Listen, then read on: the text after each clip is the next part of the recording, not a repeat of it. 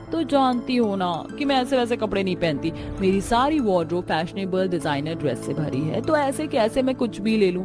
आपकी शॉप पर क्या कोई भी अच्छी ड्रेस नहीं है? एक ड्रेस है बट थोड़ी एक्सपेंसिव है। पैसे की कोई कमी नहीं है, सिर्फ ड्रेस दिखाइए। अब स्टाफ एक बहुत सुंदर और महंगी ड्रेस लेकर आते हैं, जिसे देख सांची को वो ड्रेस पहली नजर में ही पसंद आ जाती है। Wow, I love it. इसे पैक कर दीजिए। कितनी पेमेंट हुई इसकी? 42,000 ओनली। 42,000 इस ड्रेस के? सांची बेटा, आखिरकार क्या पसंद आया तुम्हें इस ड्रेस में? अरे आधा मीटर कपड़ा भी नहीं है इसमें। मैं लूंगी तो यही ड्रेस लूंगी। सांची अपने पिता की क्रेडिट कार्ड से पेमेंट कर देती है और ड्रेस लेकर जैसे ही सांची दुकान से बाहर आती है, भगवान तुम्हारा भला करे बेटी, कुछ खाने के लिए दे दो, 2 दिन से कुछ नहीं खाया। बूढ़ी औरत को देने के लिए मनोरमा जैसे ही अपने पर्स से पैसे निकालने लगती है। अरे माँ, ये आप क्या कर रही हो? और तुम्हारे हाथ पैर सही सलामत तो हैं? कमा नहीं सकती क्या? आ जाते हैं भीख मांगने के लिए। ऊपर से इसके पास से कितनी गंदी बदबू आ रही है, और जरा इसके कपड़े तो देखो। सांची, तमीज में रहकर बात करो। अंदर तुमने इतनी महंगी ड्रेस ली, वो तो तुम्हें दिखाई नहीं दिया, और यहाँ आप किसी जरूरतमंद को 4 पैसे देने में तुम्हें प्रॉब्लम हो रही है। ये गरीब सिर्फ दिखावा करते हैं, क्या इस बुढ़िया के बच्चे नहीं होंगे? आप अपने पैसे अपने पास ही रखो, लेकिन बेटा एक बात याद रखना, जल्द ही तुम्हारा घमंड टूटेगा। तुमने मुझ बुढ़िया की गरीबी, कपड़ों का मजाक उड़ाया है ना, एक दिन लोग तुम्हारा भी मजाक उड़ाएंगे। इतना कहकर वो औरत चली जाती है। सांची को उस औरत की बातों से कोई फर्क नहीं पड़ता। घर आने के बाद बैठकर, तुम बहुत बदतमीज हो गई हो। आज तुम्हारी बदतमीजी की वजह से उस औरत ने तुम्हें बद्दुआ दी है। ये बद्दुआ कुछ नहीं होती है, सब बकवास है। सांची अपने कमरे में चली जाती है और अपनी महंगी ड्रेस को ट्राई करने लगती है। वहीं दूसरी तरफ कमरे में बैठी इस अमीरी ने हमारी बेटी को पूरी तरह बिगाड़ कर रख दिया है। दिन पर दिन बदतमीज होती जा रही है, हमेशा लोगों की गरीबी का मजाक उड़ाती। कहीं ऐसा ना हो कि एक दिन लोग इसका मजाक उड़ाएं। सांची के घमंडी बर्ताव को लेकर उसके माता पिता काफी ज्यादा परेशान रहते थे। ऐसे ही एक दिन, वो तुम लोकल कपड़े पहनती हो, तुम्हारे कपड़े कितने अजीब लग रहे हैं। मेरे पेरेंट्स के पास इतने पैसे नहीं है कि वो तुम्हारे पेरेंट्स की तरह मेरे कपड़ों में हजारों लाखों रुपए खर्च कर सके। और क्या बुराई है इन कपड़ों में? बुराई ये है कि ये मेरे कपड़ों की तरह लग्जरी नहीं है, और ना ही इनका कोई स्टाइल है। अगर मेरे साथ दोस्ती रखनी है तो अपने कपड़े पहनने का स्टाइल तुम्हें बदलना होगा। तुम जैसी घमंडी लड़की के साथ दोस्ती रखने के लिए मैं अपने पेरेंट्स की मेहनत की कमाई नहीं उड़ाऊंगी। नैना के वहां से जाते ही कॉलेज में रंजीत और आशा नाम के 2 भाई बहन आते हैं, जिन्होंने बिल्कुल सांची जैसे ही फैशनेबल कपड़े पहने होते हैं। आशा ने जहां स्टाइलिश टॉप और बैगी जीन्स पहनी थी, तो वहीं रंजीत ने कोरियन स्टाइल शर्ट पैंट पहना था, जिसे देख काजल, देख सांची, उन दोनों ने भी बिल्कुल तेरी तरह फैशनेबल कपड़े पहन रखे हैं। लेकिन ये दोनों हैं कौन? अरे ये दोनों भाई बहन हैं। पूरे कॉलेज में तेरे और इनके कपड़े ही सबसे ज्यादा फैशनेबल होते हैं। मुझे तो लगता है कि तेरी तरह ही ये लोग भी किसी अमीर परिवार से आते हैं। आशा रंजीत के फैशनेबल कपड़े सांची को भी अच्छे लगते हैं, तो वहीं रंजीत दिखने में भी काफी हैंडसम होता है, जिससे सांची उससे काफी जल्दी अट्रैक्ट हो जाती है। और कुछ दिन बाद, हाय रंजीत, कैसे हो? ये कॉरिडोर नहीं, लाइब्रेरी है। थोड़ा धीरे बोलो, कुछ काम था क्या तुम्हें? जब देखो पढ़ाई करते रहते हो, कभी हमारे साथ आकर भी बैठो। चलो आज मैं तुम्हें अपने दोस्तों से मिलवाती हूँ। कल टेस्ट है और मैं उसकी तैयारी कर रहा हूँ, तुम जाओ। यह पहली बार था कि किसी लड़के ने सांची के साथ जाने से मना किया था।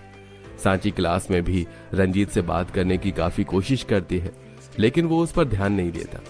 ऐसे ही 2-4 दिन गुजर जाते हैं। रंजीत कॉलेज गार्डन में बैठकर पढ़ रहा होता है कि तभी सांची आती है और उसका हाथ पकड़कर बाहर ले जाने लगती है। ये तुम क्या कर रही हो? छोड़ो मेरा हाथ। अरे बाबा, तुम्हें किडनैप करके नहीं ले जा रही हूँ, मेरे साथ चलो, हमें बहुत अच्छी जगह जा रहे हैं। सांची रंजीत को एक बहुत बड़े मेले में लेकर जाती है और नाना करके भी रंजीत सांची के साथ काफी एंजॉय करता है। ढेर सारी खाने पीने की चीजें खाकर दोनों काफी झूले झूलते हैं। तो मिस्टर रंजीत, कैसा लगा आपको मेरे साथ? पढ़ाई से हटकर भी थोड़ी बहुत मजे करने चाहिए। वैसे कह तो सही रही हो। तो फ्रेंड्स, अब तो हम दोनों दोस्ती कर सकते हैं ना? रंजीत को भी शांति की कंपनी काफी ज्यादा पसंद आती है और वो दोनों काफी अच्छे दोस्त बन जाते हैं और दोस्ती से जल्द ही वो दोनों प्यार के रिश्ते में भी बंध जाते हैं। तो वहीं दूसरी तरफ सांची का घमंडी बर्ताव अभी तक नहीं बदलता है। छोटी मालकिन, मैंने जानबूझकर आपके कपड़ों पर जूस नहीं गिराया। अरे बूढ़ा हो चुका हूँ, इसलिए हाथ लड़खड़ा गए थे। जब पता है कि अब काम करने की औकात नहीं है तो क्यों हो यहाँ? निकल जाओ यहाँ से। बस अब बहुत हुआ। अब तक तो तुम बाहर वालों के साथ बदतमीजी करती थी, लेकिन अब तुम घर वालों से बदतमीजी करने लगी हो। पता है कितने सालों से रामू काका हमारे साथ है। माफी मांगो इनसे। तो अब नौकर आप लोगों के अपने हो गए और बेटी पर आई। अगर ये घर में रहेंगे तो मैं यहाँ से चली जाऊंगी। छोटी मालकिन, सही कहा आपने। हम मेरी यहाँ काम करने की कोई औकात नहीं है। आप लोगों ने इतने सालों से मुझे इतना प्यार सम्मान दिया, इसके लिए बहुत बहुत शुक्रिया। कभी कोई गलती हो गई हो तो मुझे माफ कर दीजिएगा। इतना कहकर रामू काका चले जाते हैं। मनोरमा और रणदीप हद से ज्यादा परेशान हो चुके थे, लेकिन अभी तक उनके पास कोई भी सलूशन नहीं था। तो वहीं दूसरी तरफ पार्क में बैठे रंजीत, कुछ टाइम में अब हमारा कॉलेज कंप्लीट हो जाएगा। कॉलेज के कंप्लीट होते ही हम जल्दी शादी कर लेंगे और आज तो मैं तुम्हारे बारे में अपने पेरेंट्स को भी बता दूंगी। उससे पहले मैं तुम्हें कुछ बताना चाहता हूँ। ये मुझे क्या बताने वाला है? कहीं ये तो नहीं कि ये मुझसे शादी नहीं कर सकता है? नहीं, ऐसा नहीं हो सकता। तुम्हें जो कुछ कहना है बाद में कह देना। वो क्या है ना, मुझे कोई जरूरी काम याद आ गया, मैं जा रही हूँ।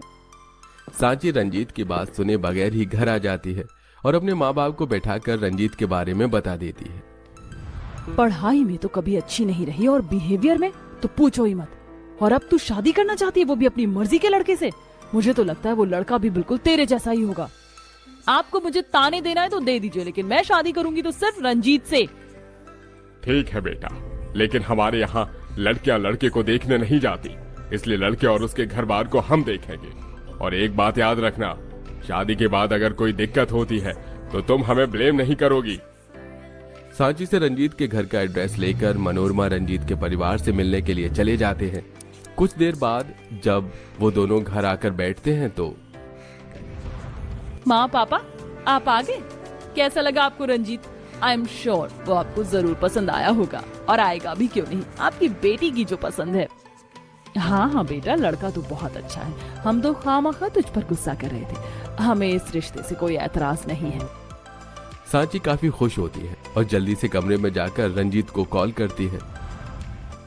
Ranjit, I am so happy, finally हमारा रिश्ता हो गया। मैं भी खुश हूँ सांची, लेकिन तुम्हारे मम्मी पापा ने तुम्हें सब अच्छे से बता दिया ना? हाँ हाँ, सब अच्छे से बता दिया। आज मैं इतनी खुश हूँ, मैं बता नहीं सकती। मुझे तो अभी से ही टेंशन शुरू हो गई है, पता नहीं आगे क्या होगा। अच्छा ही होगा, सब हमने सोच समझ कर किया है। अब इसके अलावा और कोई रास्ता नहीं था हमारे पास। समय गुजरता है और धूमधाम से सांची और रंजीत की शादी होती है और अब मायके की गाड़ी में सांची ससुराल आती है। सांची जैसे ही गाड़ी से उतरती है, तुम मुझे यहाँ क्यों लेकर आए हो? ये किसका घर है? अरे सांची, तुम भी अच्छा मजाक कर लेती हो। शादी के बाद लड़की कहाँ आती है, अपने ससुराल ही ना। बहू, तुम्हारा ससुराल में स्वागत है। पता है मैं कब से तुम्हारा इंतजार कर रही थी। आप लोग मेरे साथ मजाक कर रहे हैं ना?